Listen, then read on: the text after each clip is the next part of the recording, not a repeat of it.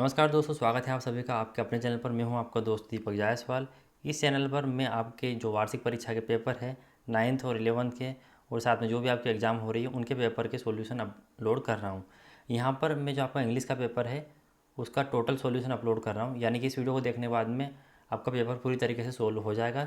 सिर्फ आपको question answer ही देख कर लिखने हैं। बाकी मैंने इसमें आपका अनसीन पैसेज के सारे आंसर, ग्रामर, आपके लेटर, एप्लीकेशन सब कुछ इसमें कवर कर लिया है। यहाँ पर कक्षा 9वीं का 2020-21 का पेपर है और कोड आप देख लीजिए M2702B। यही आपका पेपर है। देन आप इस वीडियो को आगे देखिए, वरना आप स्किप कर सकते हैं क्योंकि अलग अलग डिस्ट्रिक्ट में MP के अलग अलग पेपर वितरित हुए हैं। यहाँ पर हम स्टार्ट करते बिना आपका टाइम ख़राब किए हुए। वीडियो आपको अच्छा लगे एंड तक देखिएगा। थोड़ा वीडियो लंबा हो सकता है क्योंकि हम संपूर्ण सॉल्यूशन यहाँ पर देने जा रहे हैं। सेक्शन ए में आप देखिए, read the following passage carefully and answer the question given below. यहाँ पर ये कह रहा है कि इस पैसेज को सावधानीपूर्वक पढ़िए और नीचे दिए गए क्वेश्चंस का आंसर दीजिए।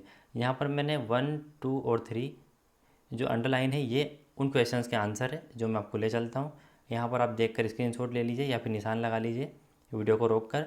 यहाँ देखिए मैंने क्वेश्चन के सामने आंसर भी लिख दिए हैं। Where was the man walking, आदमी कहाँ से गुजर रहा था। Man was walking through a desert, यानी रेगिस्तान से गुजर रहा था।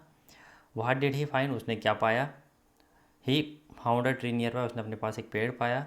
How did, same to same ये जो मैंने यहाँ पर लिखे हुए हैं ऊपर जो नंबरिंग की है वहाँ पर भी सेम ऐसे लिखे हुए हैं, तो वहाँ से भी आप लिख सकते हैं। How did the traveller feel when he got a tumbler full of cold. The traveller was happy and drank the water. ये भी मैंने ऊपर आपको जो बताया है वहीं से आंसर लिखा है थर्ड नंबर का। The traveller was happy and drank the water. इस तरीके से दूसरा, he found a tree nearby, a man was walking through a desert. इस तरीके से 3 आपके आंसर हो गए।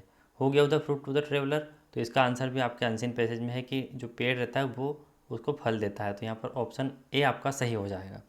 Right the opposite of the word empty. Empty का मतलब होता है खाली। खाली का आपको उल्टा शब्द लिखना है तो वो हो जाता है आपका फूल यानी पूरा। अगला आपका पैसेज है, read the following passage carefully and answer the question. ये भी आपको करना है, 5 नंबर का है। Lalita sowed some tomato seeds. Lalita अपने गार्डन में कुछ टोमेटो यानी कि टमाटर के बीज बोती है, उसके बाद उसमें कुछ घास उग जाती है जंगली वगैरह, इस तरह का कुछ ये है। तो यहाँ पर आप देखिए क्वेश्चन है आपका, what did Lalita so in her garden. Lalita अपने गार्डन में क्या बोती है, तो पहला ही यहाँ पर आंसर है ललिता सोव्ड सम, एक सेकंड रुकिएगा, Lalita sowed some tomato seeds in her garden, ये आपका पहला आंसर हो जाएगा। दूसरा है व्हाट डिड सी रिमूव, उसने क्या रिमूव किया, तो सी रिमूव्स एवरी वीड, यानी कि उसने जितनी भी जंगली घास थी वो रिमूव कर दी, ये दूसरा इसका आंसर हो जाएगा। What did she put under the plant, तीसरा है इसका, उसने क्या पुट किया, मतलब प्लांट्स के अंदर उसने क्या डाला, मतलब क्या डाला उनके लिए। तो यहाँ पर देखिए she puts compost under the plant, तो यहाँ पर इसका आंसर है she puts compost under the plant, यानी पेड़ पौधों को बड़ा होने के लिए, ग्रो करने के लिए हम कुछ ना कुछ खाद वगैरह डालते हैं, उसकी बात यहाँ पर की जा रही है। तो ये आपके आंसर होगा। यहाँ पर आप देख लीजिए ये लिखना है, या फिर आप यहाँ से जो मैंने इनमें अंडरलाइन किए इनको लिख सकते हैं। Write the past tense of grow, आपको ग्रो का पास्ट टेंस लिखना है।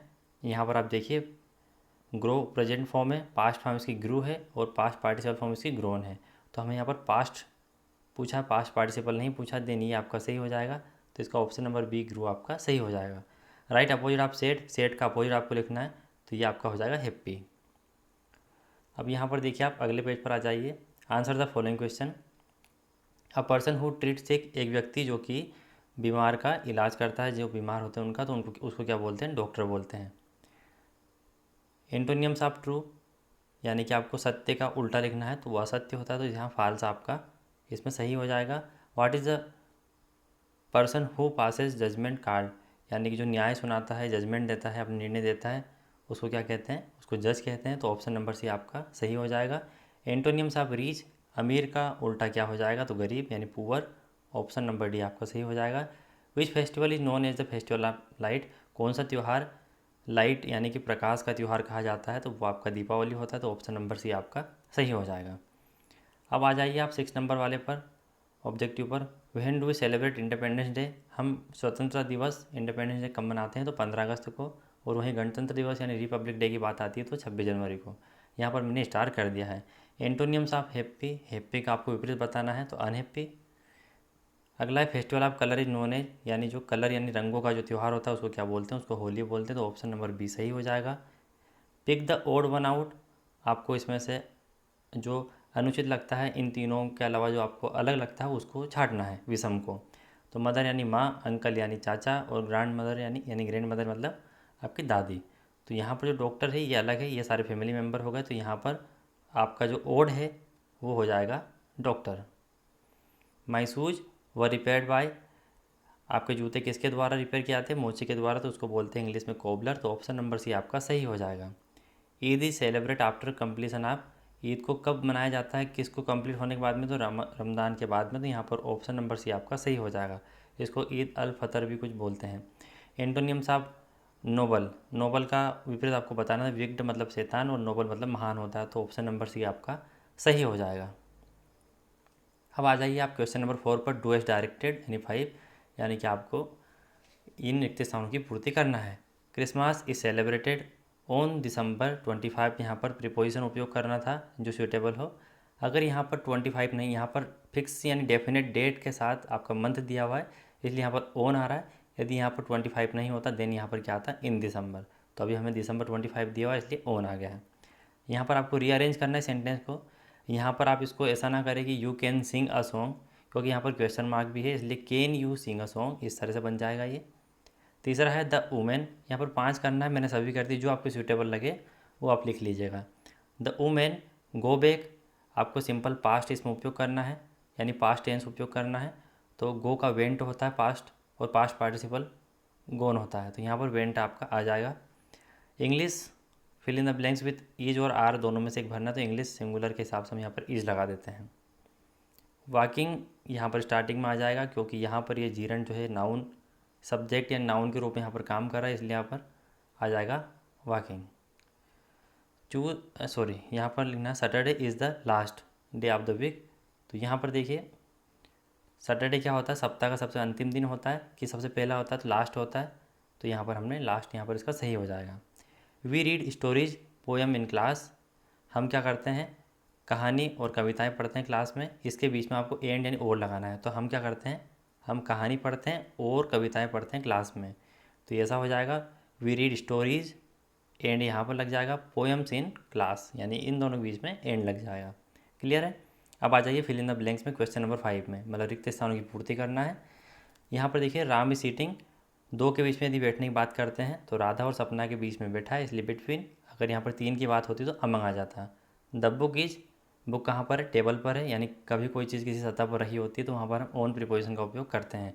ये यहाँ पर जंप वाली बात हो जाती है, कोई चीज़ दूसरी चीज़ के ऊपर हाइट पर रखी हुई है या फिर कोई कूदता है तब अपॉन यहाँ पर आता है। तो अब यहाँ पर ऑन आ जाएगा। I have read many books, यानी कि यहाँ पर बुक्स क्या है, काउंटेबल है, काउंटेबल के साथ मैनी आता है।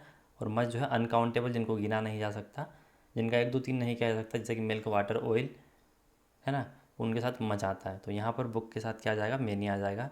यहाँ पर पूछा कि ओफन जो शब्द है इसमें साइलेंट लेटर क्या है, तो हम इसको ओफन पढ़ते हैं, टी नहीं उच्चारित करते। तो यहाँ पर जो टी है वो आपका साइलेंट लेटर हो जाएगा। यहाँ पर आपको कहा गया है कि ईट आएगा, इट्स आएगा, तो यहाँ पर इट्स आ जाएगा, क्योंकि एक वचन के साथ में एक वचन वाली वर्ब आपकी आती है। यहाँ देखिए ओल्ड मैन, यानी हम यहाँ पर उच्चारण क्या कर रहे हैं, ओ का कर रहे हैं, ओ जो कि आपका हिंदी का स्वर है। देन यहाँ पर क्या आ जाएगा आपका एन ओल्ड मैन। और यहाँ पर देखिए मुझे लगाना यहाँ पर था और मैंने इसको फील यहाँ पर कर दिया, तो ये आप काट दीजिए। Moon walk slowly and silently, जो चांद है वो कैसे चल रहा है, धीरे धीरे और शांतपूर्वक जा रहा है। तो द मून आ जाएगा यहाँ पर, क्योंकि सन और मून तो आपके डेफिनेट है, इनके एक मून ही होता है आपका और एक पृथ्वी होती है। तो यहाँ पर डेफिनेट है, इसलिए यहाँ पर क्या आ जाएगा आपका द आ जाएगा, और यहाँ पर आपका आ जाएगा एन। ये सुधार आप कर लीजिएगा, जल्दी जल्दी फिल करने के चक्कर में ऐसा हो गया है। यहाँ पर हम आ जाते हैं सेक्शन बी पर। यहाँ पर भी आपको कुछ पेसेज दिए हुए हैं, उनका आंसर आपको देना है। यहाँ पर मैंने नंबरिंग कर दी है। 4 का आंसर ये है, 3rd का ये है, उसके बाद 5th का ये है। यहाँ से आपको लिखना है 5th का, यहाँ से लेकर तो पूरा कंप्लीट ये ट्रीटिंग देम एज इन्फेरियर, यहाँ तक लिखना है 5 का। आप देखिए मैंने यहाँ पर बताया है। पहले का Gandhi left the court because he did not want to remove his turban, क्योंकि वो अपनी पगड़ी नहीं उतारना चाहते थे, इसलिए उन्होंने कोर्ट को छोड़ दिया। द ला कोर्ट वेयर इन जो कोर्ट था वो कहाँ पर था, न्यायालय वो था आपका साउथ अफ्रीका में, जैसा कि पैसेज में दिया हुआ, तो ऑप्शन नंबर 2 सही हो जाएगा। Who order Gandhi ji to remove the turban, किसने गांधी जी को पगड़ी उतारने के लिए ऑर्डर दिया था, तो यहाँ पर मजिस्ट्रेट, द मजिस्ट्रेट आ जाएगा यहाँ पर, द मजिस्ट्रेट। उसके बाद आपको आगे लिखना है, यहाँ हु की जगह पर आप लिखें द मजिस्ट्रेट, उसके बाद यहाँ order Gandhi ji to remove the turban, उसके बाद क्वेश्चन मार्क आप हटा देंगे। What was Gandhi ji wearing on his head, Gandhi ji ने अपने सर पर क्या पहना था, तो Gandhi ji was wearing a turban on his head, यहाँ पर भी देख सकते हैं, या फिर आप यहाँ पर भी he was wearing a turban इस तरीके से लिख सकते हैं। 5th नंबर क्वेश्चन है, how did the white people treat the Indians, जो सफ़ेद लोग होते हैं, गोरे लोग होते हैं, वो भारतीयों को किस तरीके से ट्रीट किया करते थे उस समय, तो वो अच्छा व्यवहार नहीं किया करते थे, उनको नीचा मानते थे, इन्फीरियर मानते थे।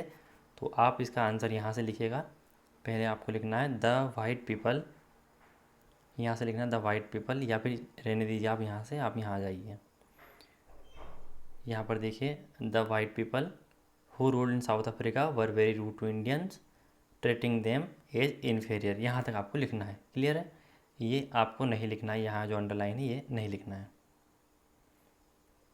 तो ये आपका एक और पैसेज हो गया यहाँ पर। अब यहाँ पर आ जाइए क्वेश्चन नंबर 7 पर, यहाँ पर रीड द फॉलोइंग पैसेज, इसको भी आपको पढ़ना है और नीचे दिए गए क्वेश्चंस का आंसर देना है। तो यहाँ पर आप देखेंगे कि यहाँ पर आपका 3rd नंबर का क्वेश्चन मैंने लगाया है, ये 4th है आपका, इसमें 4 ही आपके क्वेश्चन है और एक 5वां है। यहाँ पर देखिए द योगा एक्सपर्ट्स हो, तो यहाँ ये अंडरलाइन वाले आपके आंसर है। अब यहाँ देखिए आप फिल इन द ब्लैंक्स, यहाँ पर पूछा गया the root cause of disease lies in mistakes of individual, give opposite of modern, modern यानी आपका आधुनिक होता है, उसका विपरीत आपको बताना है, तो एंशियंट यानी प्राचीन होता है, तो ये आपका अपोजिट हो गया। व्हाट इज़ योगा, योगा क्या होता है, तो सबसे पहले यहाँ पर लिखा है 3rd नंबर का, yoga is the in ancient system to keep a person fit in body and mind. ठीक है, 4th नंबर का आपका क्वेश्चन है what are the main causes of disease and disorder, यानी कि जो आपको बीमारियाँ होती हैं इन सब के कारण क्या होते हैं, तो यहाँ पर लिखा हुआ है 4th नंबर पर डिजीज़ एंड डिसऑर्डर, यहाँ पर एंड लगा देंगे डिसऑर्डर, या फिर आप पूरा लिख सकते हैं disease disorder and elements are the result of some faulty way of living, bad habits, lack of power, knowledge and unsuitable food. बस यहाँ तक आपको लिखना जहाँ तक अंडरलाइन है। अब यहाँ पर अगला question, question number 5, what does a yoga expert do, जो योगा एक्सपर्ट होते हैं वो क्या करते हैं, तो यहाँ पर है 5th number the yoga expert shows only the path and so work more than a counsellor, ये आपका इसका आंसर हो जाएगा। यहाँ पर सेक्शन सी पर आ जाइए, यहाँ पर आप सभी पहला वाला जो एप्लीकेशन है आपके प्रिंसिपल को लिखना है और आपको उनसे ट्रांसफ़र सर्टिफिकेट यानी आपका स्कूल लिविंग सर्टिफिकेट, आप जो एप्लीकेशन लिखते हैं वो लिखना है। आप स्कूल का नाम कोई भी लिख सकते हैं, आपका नाम कुछ भी लिख सकते हैं, लेकिन यदि आप ये आर वाली यानी नीचे वाली लिख रहे हैं तो आपको यहाँ पर 3 दिन की बीमारी के लिए छुट्टी की एप्लीकेशन लिखना है और आपका नाम इसमें आपको रमेश पवार लिखना है और आप क्लास 9th के स्टूडेंट हैं और आपके स्कूल का नाम है गवर्नमेंट हाई स्कूल छिंदवाड़ा। तो ये आप एप्लीकेशन लिखते वक्त ध्यान रखेंगे कि आप स्टूडेंट क्या है, रमेश पवार है, क्लास 9th में है और आपके स्कूल का नाम ये है। तो to the principal government high school Chhindwara MP ये आप एड्रेस करेंगे। इन एप्लीकेशन फॉर इलनेस या फिर सीक लीव ऐसा लिखेंगे और बाकी वही आप लिखेंगे respected sir most humbly I beg to say that I am student of class 9th in your school, I can attend the class because I am ill, या सीख, जो आप लिखते हैं वैसे आपको लिखना है, लेकिन इसमें आपको नाम वगैरह की कोई समस्या नहीं है, तो मेरे हिसाब से आप ये लिखें। अब क्वेश्चन नंबर 9 पर आ जाते हैं कि आपको यहाँ पर एक लेटर लिखना है, you are Ragini Yadav, resident आप कहाँ के निवासी हैं आप, AB 2nd phase Bharat colony Bhopal में रहते हैं। आपको एक लेटर लिखना है अपने दोस्त को advising him to work hard for the upcoming exam, आपको आपके दोस्त को ये बोलना है कि अपने आने वाले एग्जाम के लिए तुम्हें कठिन परिश्रम करना है। या फिर आप लिख सकते हैं you are Mohan Verma, resident आप श्रद्धा नगर इंदौर में आप रहते हैं और आपके अंकल को थैंक बोलना है आपको, जो भी सरप्राइज़ या प्रेजेंट उन्होंने आपको भेजे हैं। तो इसको आप मत लिखिए, इसके लिए मैंने आपके लिए लिख दिया है लेटर, वो आप एज इट इज़ लिख दीजिएगा। चलिए मैं बता देता हूँ आपको, ये आपका कंप्लीट लेटर है। यहाँ पर क्वेश्चन नंबर 9 आपको यहाँ पर AB 2nd phase Bharat colony Bhopal, और यहाँ पर ये मैंने गलत लिख दिया था, ये आप रहने दीजिएगा। अप्रैल 22 2021, यहाँ पर नाम भी ऐसा कुछ नहीं है आपके दोस्त का, तो डियर सलोनी या फिर डियर जो भी आपको लिखना लिख सकते हैं। यहाँ पर हमने लिखा है I hope this find you in the best of your spirit, I am happy to know that you are sure of your success, but you should not be ideal. Overconfidence sometimes lead to failure. I know that you are a bright and intelligent student, but you are not diligent. So I advise you to work hard as the examination is near. Revise your course again and again. Do hard work for upcoming examination and for first division. Wishing your success and good luck. यहाँ पर मैं 2 बार लिख दिया, आप 1 बार लिखेंगे। इसका screenshot ले लीजिए। यहाँ पर आप बोल रहे हैं कि अपने दिल से मैं बोलता हूँ कि तुम्हें ये अच्छी तरीके से मिल गया होगा और मैं खुश हूँ कि तुम अपनी सफलता के लिए श्योर हो, निश्चित हो, परंतु तुम्हें ओवर कॉन्फिडेंट नहीं होना है ना, क्योंकि ओवर कॉन्फिडेंट आपको हमेशा असफलता की ओर ले जाता है। मैं जानता हूँ कि तुम एक चमकदार यानी ब्राइट और बुद्धिमान स्टूडेंट हो, but you are not diligent, परंतु इतना भी तुम्हें खुश नहीं होना है।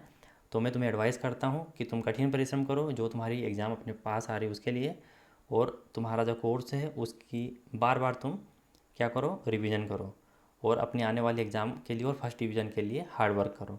Wishing your success and good luck. मैं तुम्हारे अच्छे भाग्य की और सफलता के लिए कामना करता हूँ। You are loving Ragini Yadav. ये नाम दिया हुआ आपका, इस तरीके से आपको लिखना है। क्लियर है? चलिए वापस हम आ जाते हैं। ये आपको लिखना है।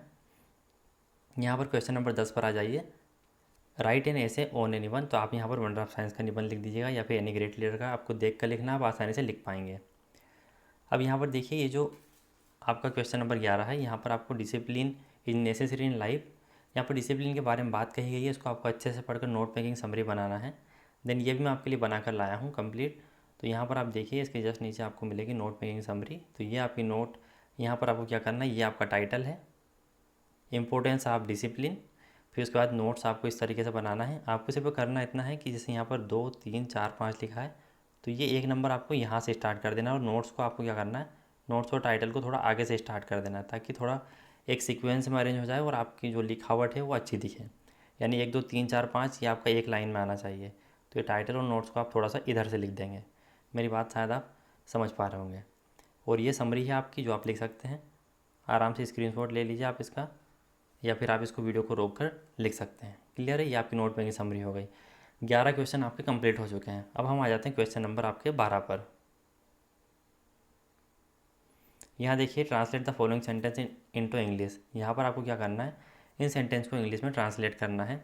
यहाँ देखिए, सूर्य पूर्व से उदय होता है, the sun rises in the east. वर्षा हो रही है, इट इज़ रेनिंग। माँ खाना बनाती है, मदर कुक्स फूड। तुम्हारा नाम क्या है, व्हाट इज़ योर नेम। आज सोमवार है, टुडे इज़ मंडे। शोर मत करो, don't make a noise. Bhopal Madhya Pradesh की राजधानी, Bhopal is the capital of MP. इस तरीके से आप लिख सकते हैं, या फिर अपनी प्रश्न बैंक में से भी आप इनको लिख सकते हैं। यहाँ पर आपको पैसेज दिया हुआ है। यहाँ पर पहला आपका जो आंसर रहेगा, यहाँ पूछा है what is the age of, यानी कि अपने अंकल के साथ इलाहाबाद म्यूजिक कॉन्फ्रेंस में कितनी एज में गए थे, तो 14 वर्ष की उम्र में। और जो फैयाज खान, उन्होंने इनकी पीठ थपथपाई थी, तो कब थपथपाई थी, तो जो प्रोग्राम अंत हुआ था उसके बाद में, तो at the end of the ritual. यहाँ देखिए आप, क्वेश्चन नंबर 3 है, which instrument did Bismillah Khan play. कौन सा इंस्ट्रूमेंट बिस्मिल्लाह खान प्ले करते थे, तो वो शहनाई वादक थे, तो शहनाई यहाँ सही आंसर हो जाएगा। क्वेश्चन नंबर 4 है, when and how did Bismillah Khan get his big break, यानी कि उनके लाइफ में बड़ा परिवर्तन या कब आया, कब फेमस हो गए वो। तो यहाँ से आपको पूरा लिखना है, व्हेन और हाउ दोनों पूछा है, कैसे लाइफ में परिवर्तन आया और कब आया। तो यहाँ से लिखना है आपको विथ द ओपनिंग, और यहाँ से लेकर प्लेयर ऑन रेडियो, इतना पूछा गया उसमें पूरा ही लिखना पड़ेगा। ठीक है, ये पूरा अंडरलाइन यहाँ से लेकर तो आपको पूरा लिखना है, यही इसका आंसर रहेगा। क्लियर है? आइए आगे। या फिर आपने वो नहीं किया और ये अल्बर्ट आइंस्टीन वाला आप करना चाहते हैं, तो 21 की एज में ग्रेजुएट हो गए थे, और यहाँ पर बर्न में ये एक टेक्निकल एक्सपर्ट के रूप में काम करते थे। Einstein also work as teaching assistant के रूप में भी ये काम करते थे, तो यहाँ पर आपका सी सही हो जाएगा। Einstein call his desk dryer jokingly, मजाक में आइंस्टीन उनकी डेस्क को क्या बोलते हैं, तो Einstein called his desk dryer jokingly bureau of theoretical physics. अगर आपको ये समझ में नहीं आ रहा है मैंने क्या लिखा है, तो यहाँ से आप लिख सकते हैं जोकिंगली के बाद में, called his desk dryer at work the bureau of theoretical physics. Clear है? चलिए यहाँ आ जाइए क्वेश्चन नंबर 14 पर। यहाँ पर आपको मारिया सारापोवा, ये आपके लेसन से लिया गया है। तो वो कौन कौन से नोवेल पढ़ना पसंद करती थी, तो आर्थर कैनन डोयल के नोवेल पढ़ना पसंद करती थी। मारिया सारापोवा लव्स पैनकेक को पसंद करती थी। Teen age includes, teen age किसके बीच की एज को कहा जाता है? तो 13 से 19 वर्ष की एज को टीन एज यानी किशोरावस्था कहा जाता है। What are the hobbies of Maria Sharapova, यानी मारिया सारापोवा की इच्छाएं क्या क्या थी? तो Maria Sharapova hobbies are fashion, singing and dancing. ये आप यहाँ से भी लिख सकते हैं, फैशन, सिंगिंग एंड डांसिंग। ठीक है, चलिए। या फिर आपने वो नहीं किया तो आप ये कर सकते हैं। यहाँ पर देखिए Abdul Kalam and close friend, तो 3 और उनके दोस्त थे। Abdul Kalam inherited from his father, तो अपने पिताजी से उनको क्या मिली थी, मतलब क्या सीख मिली थी? होनेस्टी एंड सेल्फ कॉन्फिडेंस, ईमानदारी और जो डिसिप्लिन होता है, अनुशासन होता है, वह। How many brothers and sister, कितने भाई और बहन थे? तो 3 ब्रदर थे इनके अलावा और ये एक सिस्टर। इस तरीके से अब्दुल कलाम के भाई और बहन थे। Which kind of families did Abdul Kalam's friend belong to, यानी अब्दुल कलाम के जो दोस्त थे वो किस प्रकार की फैमिली से बिलोंग करते थे? तो सभी ऑर्थोडॉक्स हिंदू ब्राह्मण परिवार से थे। तो अब्दुल कलाम्स फ्रेंड्स बिलोंग्ड, ये क्या है? बिलोंग्ड, तो आप इसको यहाँ से लिख सकते हैं। देखिए मैंने यहाँ पर लिखा है Abdul Kalam's friend belonged to orthodox Hindu Brahmin families. इस तरीके से आपको लिखना है।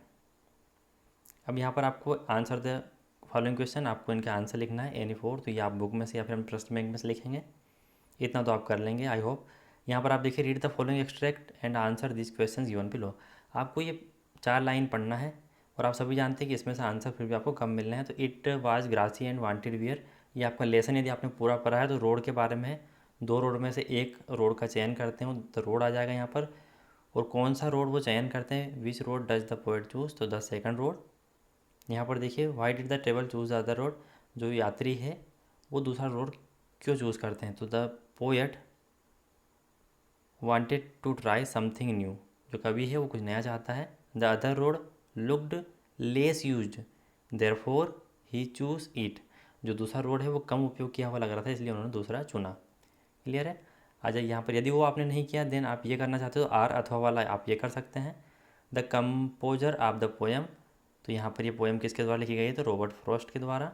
Who make the strong fire, यानी कि आग को कौन पनपा देता है और कौन उसको रोर यानी उत्साहित कर देता है? तो विंड, हवा आग को फैला देती है, बढ़ा देती है। How can we befriend the wind, हम हवा से दोस्ती कैसे कर सकते हैं? तो we can befriend the wind by making ourselves strong, full stop है। We should make our mind body and heart strong, हमें अपना दिमाग, शरीर और दिल को मजबूत बनाना है और हमें भी खुद को मजबूत बनाना है। इस तरीके से हम हवा को अपना दोस्त बना सकते हैं। यहाँ पर क्वेश्चन नंबर 17 है आपका, अवे अवे इन नॉर्थलैंड, ये भी आपका पोएम है यदि आपने पढ़ा होगा तो। यहाँ देखिए write the name of the poem a legend of the northland, ये काव्य है नॉर्थलैंड का। Where the hours of the day are few, कहाँ पर दिन के जो घंटे होते हैं वो कम होते हैं? तो इन द नॉर्थलैंड, और रात्रि यहाँ पर ज़्यादा लंबी होती है। क्वेश्चन है अगला 3rd नंबर का, why can the people northland not sleep through the night, रात्रि को नॉर्थलैंड के लोग कम क्यों सोते हैं? क्योंकि वहाँ की रात लंबी होती थी, तो होती है मतलब the night is so long that they can not sleep through the night, तो रात्रि होती है वो जो लंबी होती है इस कारण वो पूरी रात नहीं सो पाते, क्योंकि सोना भी एक फिक्स टाइम तक होता है, ज़्यादा लंबे समय तक हम नहीं सो सकते। या फिर आपने ये नहीं किया तो आप ये वाला कर सकते हैं अथवा वाला, the stanza convey the message universal brotherhood, option number 1 सही हो जाएगा। Where shall all of us lie one day inside the earth, what is the message of the stanza, आपको इस स्टंजा को पढ़कर क्या मैसेज मिलता है? तो the message of the stanza is that we are all one, कि हम सभी एक हैं। नो वन इज़ फॉरेनर, कोई भी फॉरेनर यानी विदेशी नहीं है। We all are alike, we should hate none, हमें किसी से नफरत नहीं करना चाहिए, हम सब एक जैसे हैं। यहाँ पर आपको देखिए क्वेश्चन नंबर 18 में इन क्वेश्चंस के आंसर आप सभी को लिखना है, 5 के लिखना है, सब 2-2 नंबर के हैं, तो ये आप कर लेंगे। दोस्तों ये आपका पूरा पेपर हो गया। इस तरीके से आपका सिर्फ मैंने वंडर ऑफ साइंस का निबंध और आपके क्वेश्चन आंसर छोड़े हैं मैंने, बाकी सब आपको मैंने कंप्लीट करवा दिया है। और आपको जो मन से एक और चीज़ लिखना है वो है आपकी ट्रांसफ़र सर्टिफिकेट, यानी ट्रांसफ़र सर्टिफिकेट कह लीजिए या फिर एसएलसी कह लीजिए, वो आपको लिखना है और क्वेश्चन आंसर। बाकी पूरा पेपर आपका यहाँ सॉल्यूशन हो गया है, इसमें किसी प्रकार की त्रुटि नहीं है, सब कुछ यहाँ पर 100% सही और सटीक है। तो दोस्तों वीडियो पसंद आया हो तो लाइक ज़रूर कीजिएगा, साथ में अपने दोस्तों फैमिली वीडियो को शेयर ज़रूर कीजिएगा। मिलते हैं ऐसे ही अलग वीडियो में, तब तक के लिए टाटा बाय बाय।